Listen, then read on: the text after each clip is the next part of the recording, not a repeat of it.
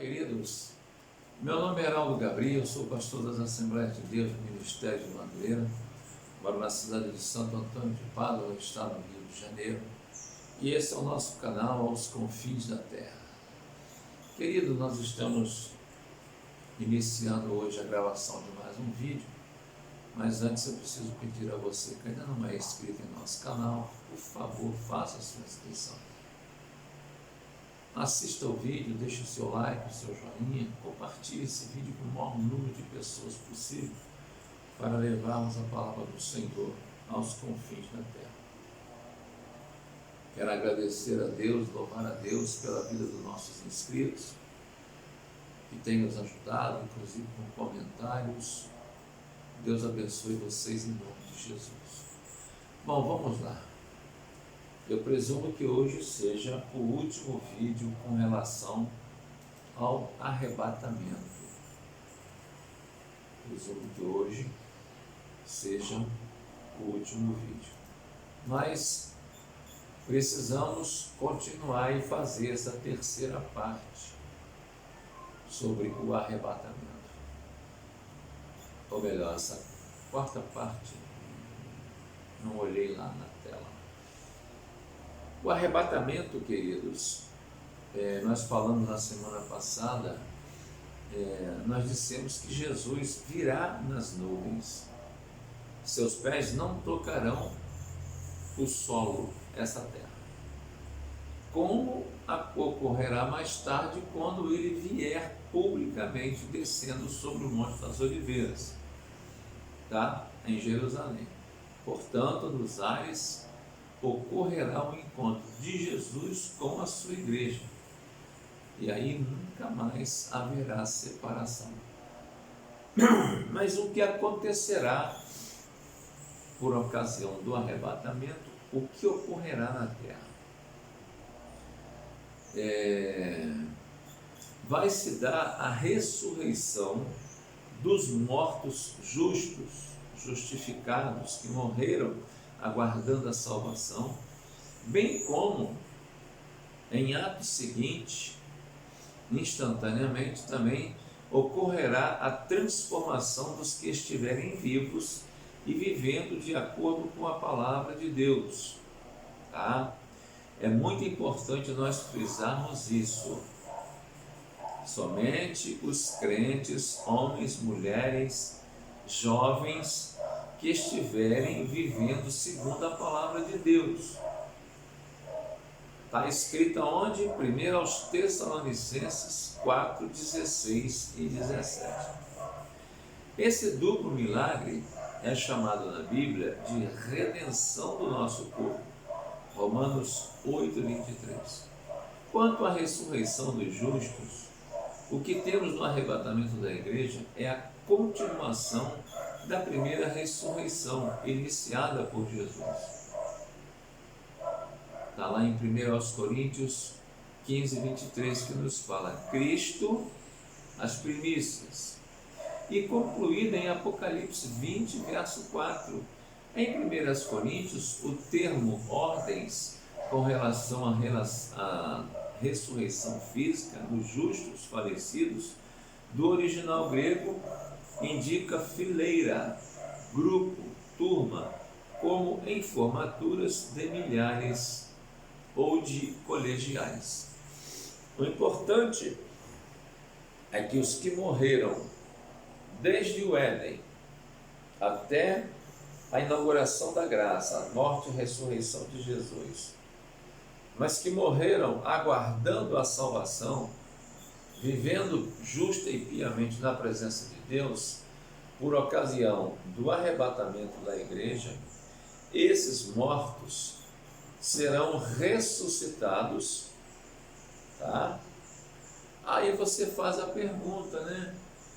Eu quero ver aqueles que foram mortos no mar alto e que os corpos decompuseram, os peixes se alimentaram dele. E esses? Queridos, deixa eu falar uma coisa para você. Tudo nessa vida é uma questão de fé. De fé.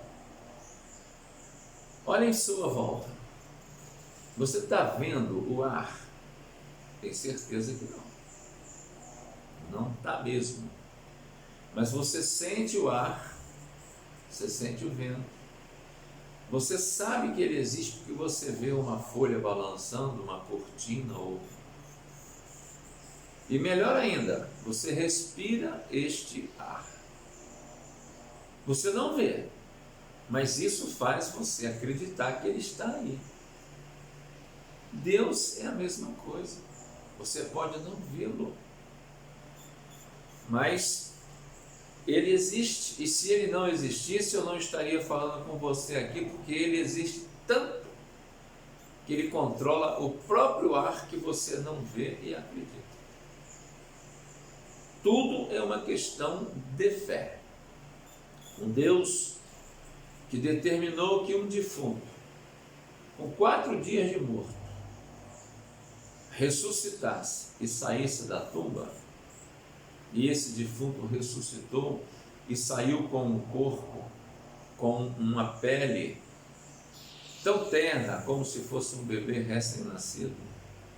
Um Deus que tem poder para entrar nas dimensões da morte e ressuscitar pessoas que estavam lá colhidas pela morte. Será que esse Deus não tem poder para fazer esse milagre? É uma questão de fé.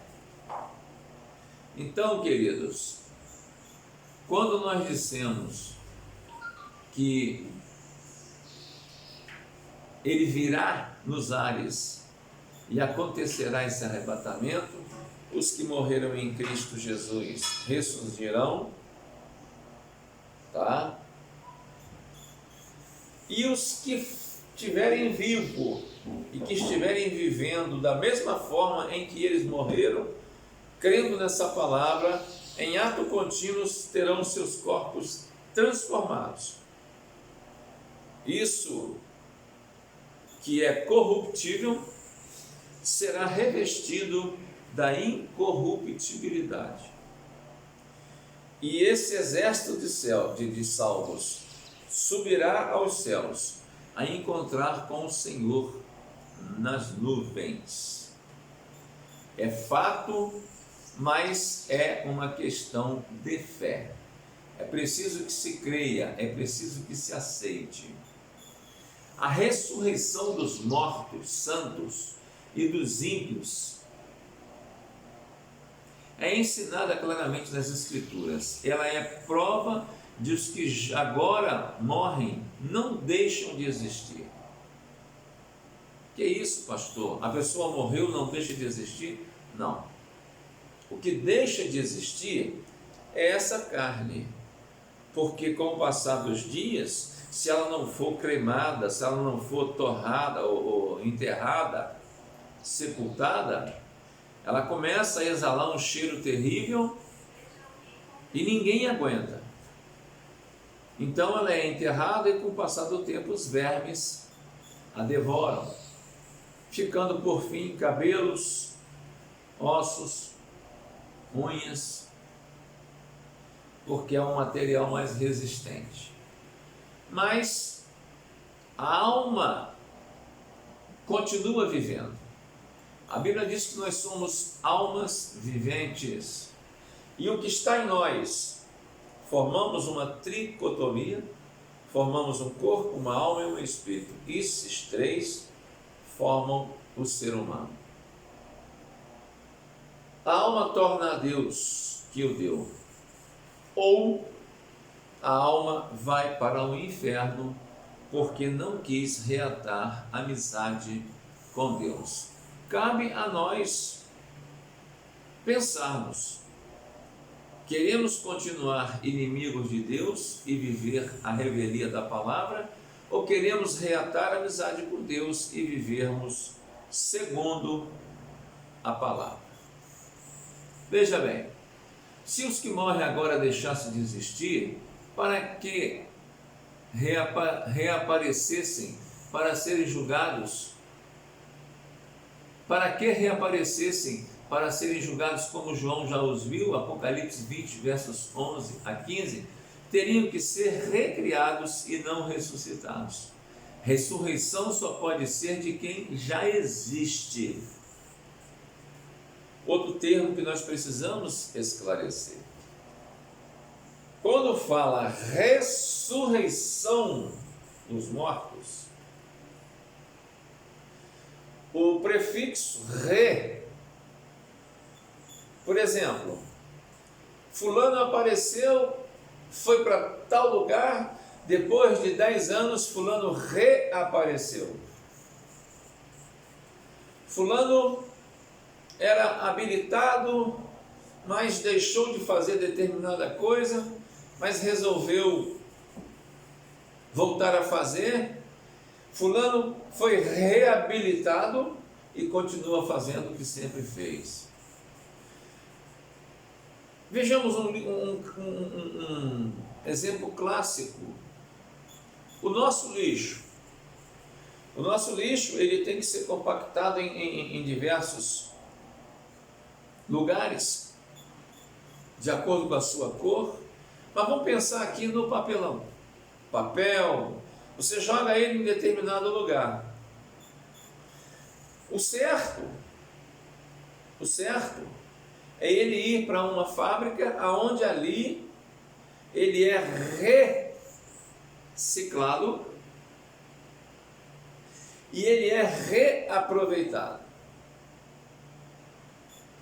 Ele não deixa de existir. Se você pega o lixo, queima e ele vira cinza, como é que ele vai reaparecer? Como é que ele vai ser reaproveitado? Se o corpo morresse e deixasse de existir, como alma vivente, como seria presta atenção, o reaparecimento desse corpo? Como seria a ressurreição desse corpo? Ele teria que ser feito de novo, criado de novo, e não é o caso aqui. Nós falamos na Bíblia sobre ressurreição, tá? Apocalipse 20, versos 11 a 15 nos dá essa ideia. Então, ressurreição só pode ser de quem já existe. Se o caso fosse recriação, tudo bem. Mas não é ressurreição. Essa neutralizaria toda a base da recompensa, porque os que saíssem da sepultura seriam indivíduos diferentes dos que praticaram as obras deste mundo em sua vida anterior.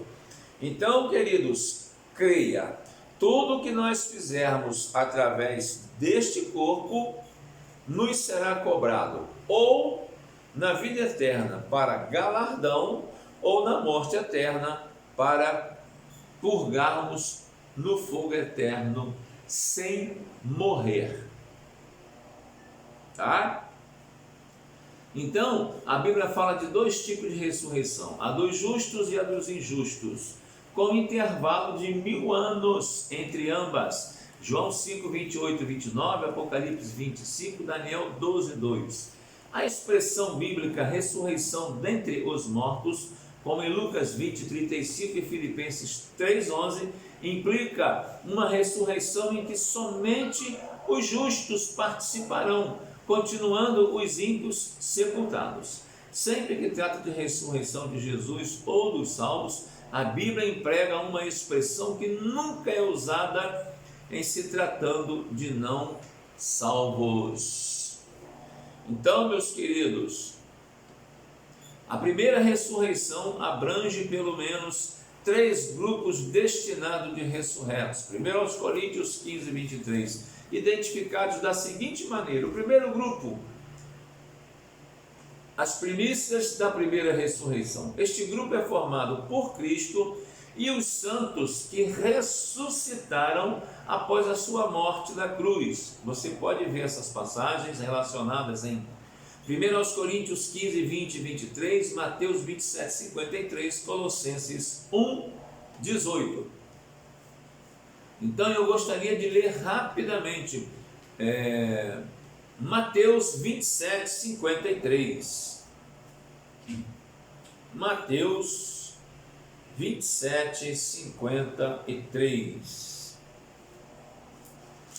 há uma controvérsia, há uma confusão com relação a isso, que infelizmente pessoas distorcem os fatos. Mas vamos lá, Mateus 27, 53, fala sobre a questão que nós falamos agora há pouco. Após a crucificação e a morte de Jesus, eu vou ler o 52, eu vou ler o 51 em diante.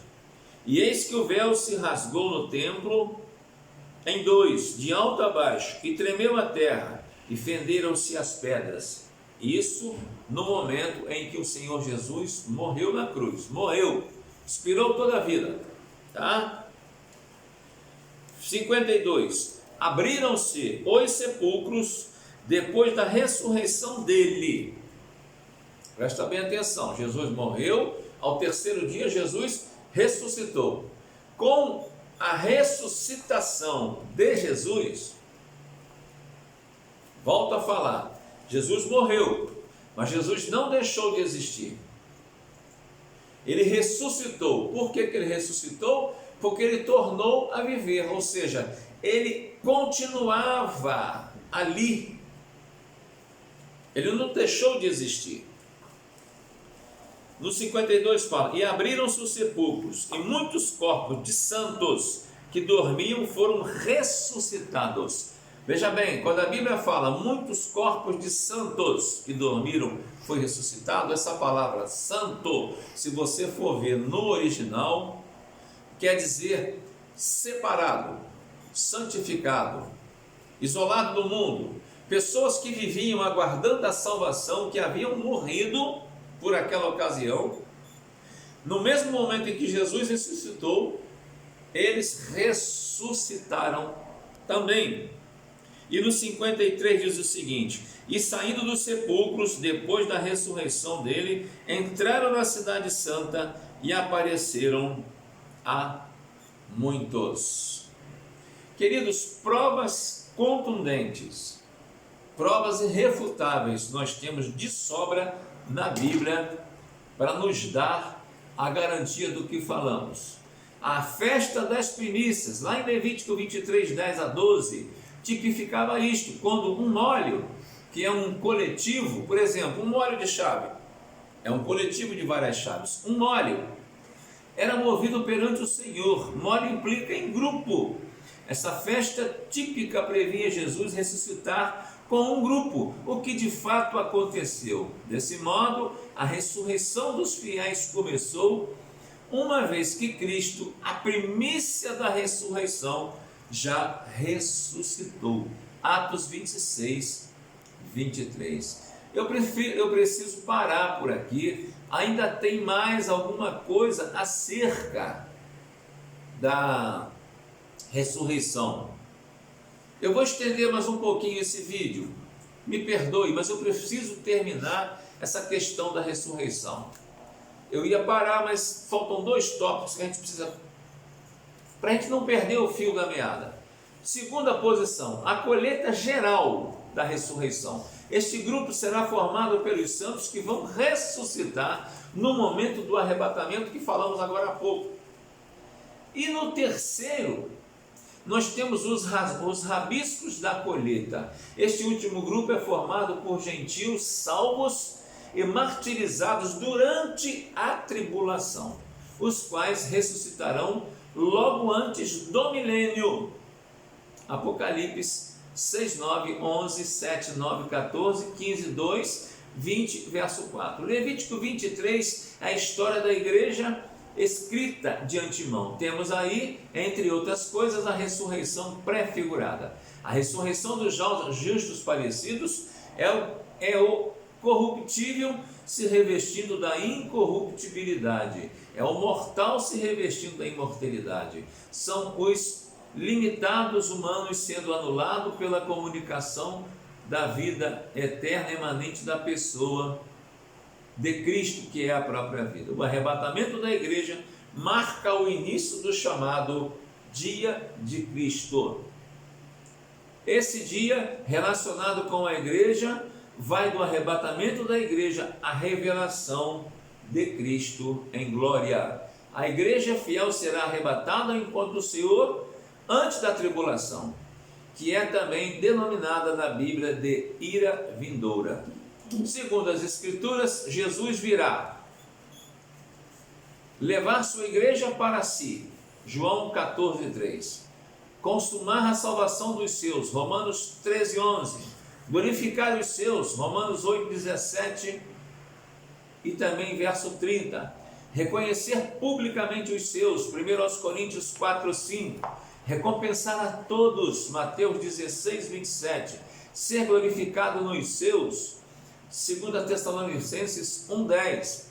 Ser admirado pelos seus, 2 Tessalonicenses também 1:10. E por fim, Jesus virá para revelar mistérios que no momento nos intrigam tanto. 1 Coríntios 4:5. Meus queridos,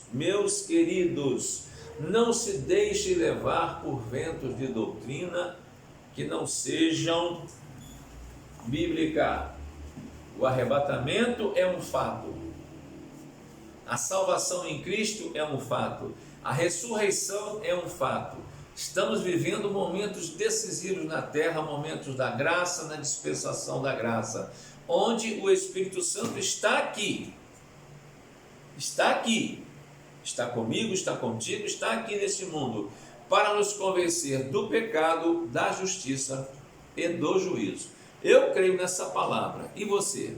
Pode crer?